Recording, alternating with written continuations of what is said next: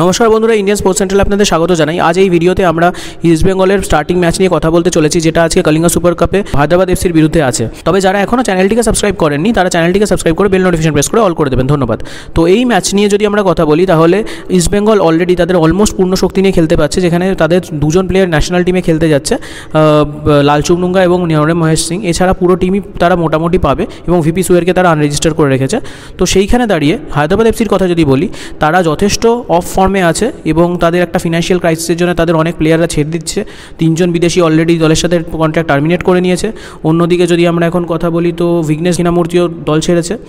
এদিকে ওদের head coach, goalkeeper coach নিজেদের কন্ট্রাক্ট টার্মিনেট করেছে। তো সেক্ষেত্রে দাঁড়িয়ে হায়দ্রাবাদ যথেষ্ট ব্যাকফুটে আছে এবং নিখিল পূজারিও এখন ন্যাশনাল টিমের হয়ে খেলতে গেছে। So naturally Hyderabad FC team যথেষ্ট উইক কন্ডিশনে আছে এবং এই ম্যাচে ডেফিনেটলি ইস্টবেঙ্গলের জেতার কথা। আমার মতে এই ম্যাচটা হয়তো ইস্টবেঙ্গল 3-0 মার্জিনে জিততে পারে। এবং আপনাদের কি মনে হয় সেটা আপনারা কমেন্ট সেকশনে লিখে জানান। যাদের আউটকাম ম্যাচ করবে তাদেরকে আমরা আফটার দ্য ম্যাচ যে পোস্ট ম্যাচ অ্যানালিসিস করব সেখানে তাদের নাম নেব। এবার নেক্সট যদি আমরা চলে আসি ম্যাচের স্টার্টিং লাইন আপে, ইস্টবেঙ্গলের গোলকিপার পজিশনে থাকবেন Prashman Gill, right back Mohammad Rakib, left back Nishu Kumar, centre back পজিশনে থাকবে অ্যান্টোনিও পার্দো এবং Hijazi Maher, central defensive midfielder পজিশনে খেলবে সৌভিক এবং সল ক্রেসপো, অ্যাটাকিং মিডফিল্ডার পজিশনে বোরা হেরেরা, রাইট উইংয়ে খেলবে বিষ্ণু, লেফট উইংয়ে নন্দা এবং সেন্টার ফরওয়ার্ড পজিশনে ক্লেটন সিলভা।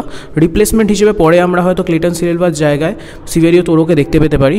আজকে এই ম্যাচে বিষ্ণুর জন্য একটা খুব ভালো চান্স আছে নিজেকে প্রমাণ করার, আর নন্দা কুমারের রিপ্লেসমেন্ট হিসেবেও হয়তো পরে সিভেরিও তোরো আসতে পারে।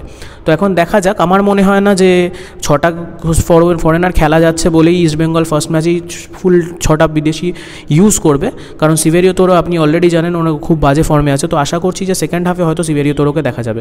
তো এই ছিল আজকের আপডেট। নেক্সট ভিডিওর জন্য আপনারা চ্যানেলটিকে সাবস্ক্রাইব করে দেবেন, ধন্যবাদ।